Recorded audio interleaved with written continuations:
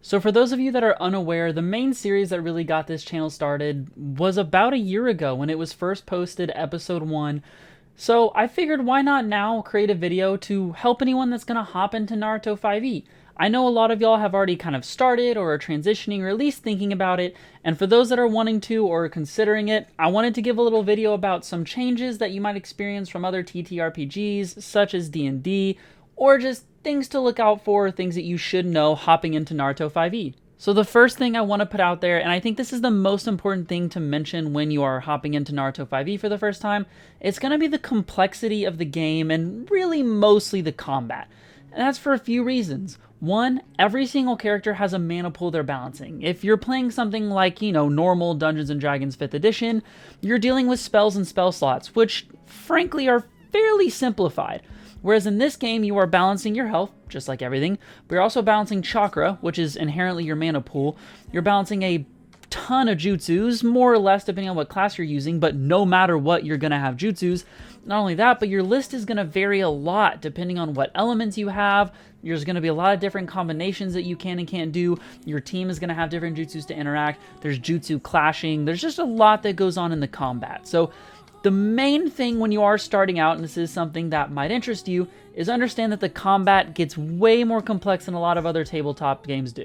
Now the next topic point I want to talk about, and this is something that sort of goes hand in hand with the battle complexity, and that's going to be the scaling of Naruto 5e.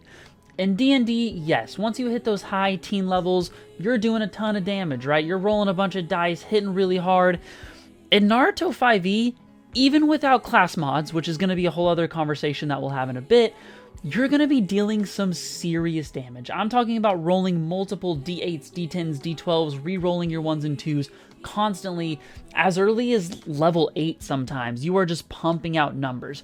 If you watched our campaign, you will know that one of us, being Greed, or known as Izuto in the campaign, literally had our DM basically ban a combo because of the absurdity of it and how long it took in order to sit there, craft out the numbers, figure out the damage, do all the rolls, make sure it all calculated accordingly. It's a lot. So with the complexity, understand that the scaling is also ginormous, and you might be facing enemies with 600 plus health totals at level 8, as we literally did in our campaign. Now, something that is fair to mention is in our campaign, the scaling was amped a little heavier than some other ones might be. That's because we were using class mods.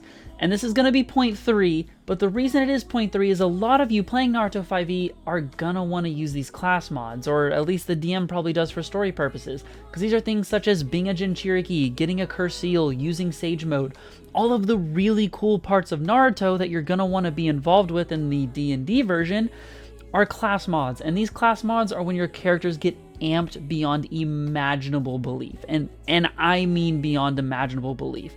I got Sage Mode at level 8 as a Rada in the campaign.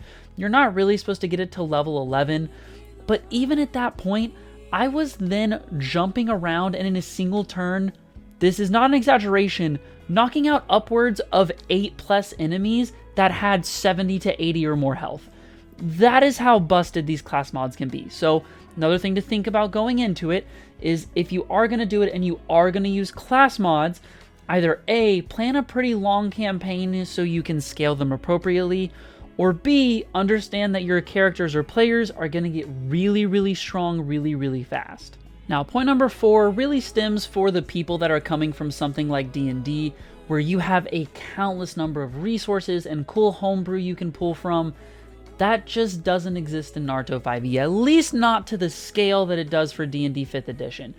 It just has less players and is a little less popular, so objectively it's going to have less of those things you can use. So if you get confused about rulings, or if you're not understanding exactly how something works, or maybe you're trying to get help for a build, you can find those things, I want to be clear, in the Discord and with people, but it's not as readily available. You can't just go to Google and type in Naruto 5e Ninjutsu Specialist OP min-max build and just automatically get what you're looking for. Whereas, you could find some OP min-max paladin build in D&D 5e in just the click of a few buttons on your keyboard and using your mouse. So understand going into it, you're also going to have a few less resources when it comes to understanding and playing the game.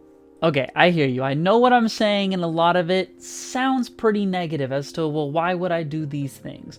Well, here's some reasons that honestly you really should consider switching, and starting off on that list is just the sheer fun of it. Alright, whenever you've played something like D&D 5th edition or maybe other tabletops for a really long time, sometimes it's really nice to just have a fresh start. And with something like Naruto 5e, it is just that. It is, if you want to think about it this way, a huge ginormous homebrew for D&D 5th edition. And you won't feel super uncomfortable in it. You're going to know the basics of how the movement would work, how most attacks work, how weapons work. For the most part, not much is going to be changing, and you're going to have the basic idea. It's really going to be those niche things that move around. So, as a positive, it gives you something new and fresh that also doesn't completely strip you of all of your original tabletop role-playing game knowledge. This positive is going to be more of a personal one on my point, but I think Naruto 5e does a really, really freaking good job at making every single class and role feel important and fun.